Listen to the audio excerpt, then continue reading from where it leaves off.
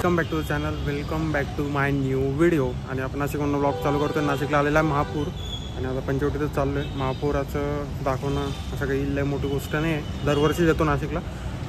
यात जेवढे बघणाऱ्यांना मजा येते त्याच्यापेक्षा जास्त पंचवटीत जे छोटे मोठे बिझनेस करणारे असतात त्यांच्यासाठी वाईट वाटतं की त्यांचा बिझनेस पूर्ण कोलॅप्स होऊन जातो, पाण्याखाली असतो पूर्ण. पंचवटीचा जो पण एरिया आहे जिथं ते बिझनेस करत असतात, फुलवाले झाले, प्रत्येक गोष्ट आले, फुलवाले, चहावाले, काही छोटा बिझनेस ज्यांचं एका वेळाचं जेवण त्या गोष्टीवरच भागत असतं. सो तरी बघू आपण काय, आता निसर्गाच्या पुढे जाऊ नाही शकत आपण, पण त्यांना जितका सपोर्ट करता येईल तेवढं करायचं या काळात. आणि आता बघू आपण जाऊ कसा किती पूर आलेला आहे. दुटोंडा मारुती अर्धा छातीपर्यंत पाणी, म्हणजे पूर आलेलाच आहे, पण छातीच्या वर गेल्यावर एकदम जास्त पाणी होतं. सो कालपासून कंटिन्यूस पाऊस पडतो. आता जाऊन बघू, पहिले चहा घेऊ मस्त चहा घेऊ आणि मग पाऊस बंद असल्यामुळे आरकेवर भरपूर पब्लिक नाशिककर बाहेर पडलेले आहेत. आणि इकडं आपण चांदीच्या गणपतीचं दर्शन घ्यायला आलो होतो. सो चांदीच्या गणपतीचं दर्शन करून घ्या इथूनच. गणपती बाप्पा मोरे. आणि आता जेव्हा आपण पुराची स्थिती काय आहे असं पुलावरने पोचलो आपला जो गंगेचा पूल आहे तिथं लगेच नाशिककर येऊन जाता भाई व्हिडिओ काढायला आहे बा. पूर्ण पब्लिकच पब्लिक. आणि यस एवढं पाणी पूर्ण आपला जे गोलघुमट आहे ते पण बुडाले. आणि समोर आपला हनुमान तो पण बुडाला आहे. सो तिकडे जाऊन बघूच अजून पुढे की आरती चालू आहे. मला वाटलं आरती बंद असेल, गंगा आरती आपली, पण ती चालू आहे. तिथं पुढं जाऊन बघू काय होतं.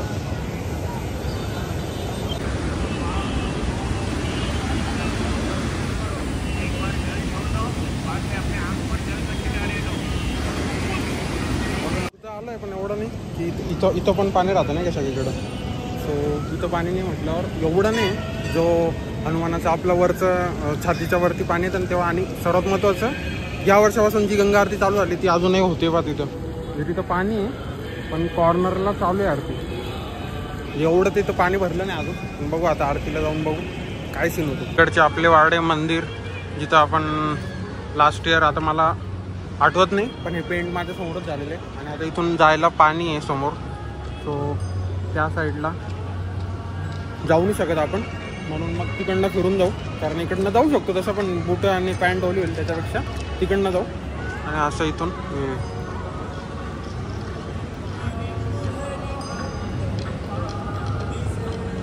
तिथं समोर गंगा आरती चालू आहे. सो ती बघायला जाऊयात. सो ती बघायला जाऊ आपण. चला. माझं फेवरेट मंदिर ते सुद्धा पाण्यामध्ये बुडालं आहे. आणि म्हणजे आलं आहे बऱ्यापैकी, पूर आलेलं आहे असं म्हणता येईल. इथून डायरेक्ट कंटिन्युअस पाणी चालू आहे. समोर पाणीच पाणी.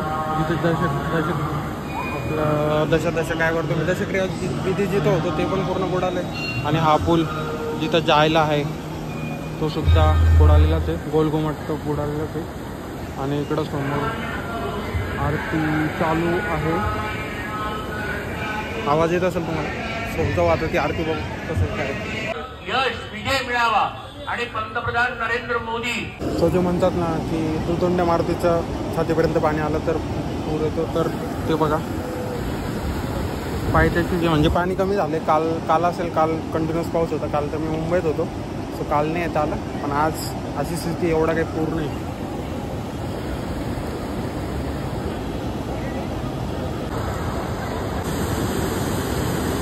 सरदार राष्ट्रीय आखाडा तालीम संघ. आणि इकडं काही एवढं पाणी नाही, म्हणजे दुपारी होतं खूपच पाऊस आलेला होता पण आता काहीच नाही. सो जस्ट एवढं काही नव्हतं की खूप महापुरासारखं. पण येईल ते जूनच्या एंडिंगपर्यंत किंवा नेक्स्ट मंथमध्ये असेल नक्कीच महापूर. सो हा व्हिडिओ कंटिन्यू करतो असं वाटतं मला उद्या पण, किंवा मग घरी गेल्यावर करतो आहे. So let's go. मित्रांनो आणि त्यांच्या मैत्रिणींनो, आपण व्लॉग परवा स्टार्ट केला होता 19 तारखेला, ज्या दिवशी पूर आला होता.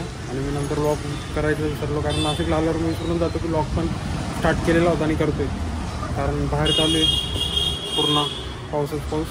त्याच्यात इतके वर्ष पुण्यात राहिल्यावर माझ्यातला पुणेकर जागा होतो आणि 1 ते 4 मग कुठशी घेतो आपण. आणि मग त्यात कळतच नाही की दिवस कुठं जातो. संध्याकाळ होते, जेवण करायचं, परत झोपायचं. ॲक्च्युली फक्त सॅटर्डे संडेलाच करतो सुट्टी म्हणून. आता उद्या संडे उद्या इव्हनिंगला मे बी मी मुंबईला परत जाईल ऑफिसचं काम. सो बघू काय होतं. पुण्याला पण जायचे, बघू काय होतं.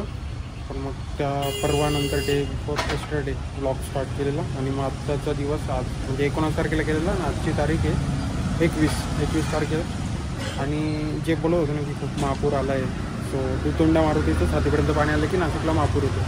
सो 19 तारखेला तो आलेला. पण मी मुंबईवरनं नाशिकला आलो, संध्याकाळी आलो इव्हनिंगच्या टायमाला 5-6 वाजता आलो मी. आणि 6-5:30ला आलो.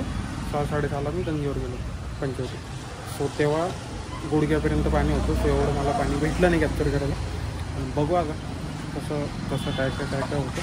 आणि आता तर आलं फक्त आपण समोसा घ्यायला. समोसा खाऊयात.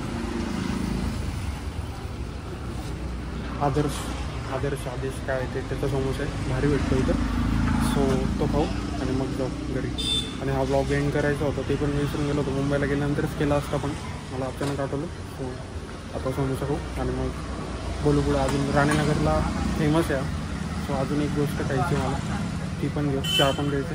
सो पहिले समोसा खाऊ. इथला एकदम भारी भेटतो समोसा. त्याच्यात इमलीची चटणी असते आणि तिखट चटणी असते. सो एकदम भारी मिक्सचर असतं ते.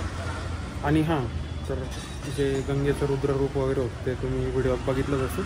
सो मे बी त्याच्यापेक्षा जास्त होतं. गाड्या ज्या वाहून गेल्या असं रील्सवर मी बघितलेलं जे व्हायरल झालेलं होतं. सो बघू, मला तर नाही बघायला भेटलं ते संध्याकाळून गेली. सो आता पहिले मी समोसा खातो कारण बनलं. माहीत नाही तुम्ही किती जणांनी खाल्लं आहे असं, पण मला खूप आवडतो. मी लहानपणापासून जातो आहे. लहानपणी म्हणजे जेव्हापासून इथं नाशिकमध्ये राहतो तेव्हापासून. सो जळगावला पण भेटतो असं. जळगावला वेगळ्या टाईपचा भेटतो आणि पुण्याला पण. आणि मुंबईला तर कंटिन्युअस व्हरायटीचे वडापाव खातात. पण समोसाची बात वेगळीच आहे. आता खातो मी. सो इथं स्टेट बँक चौकात आता चहा प्यायला बसलो. चहा पिऊ आणि मग ब्लॉग एंड करू.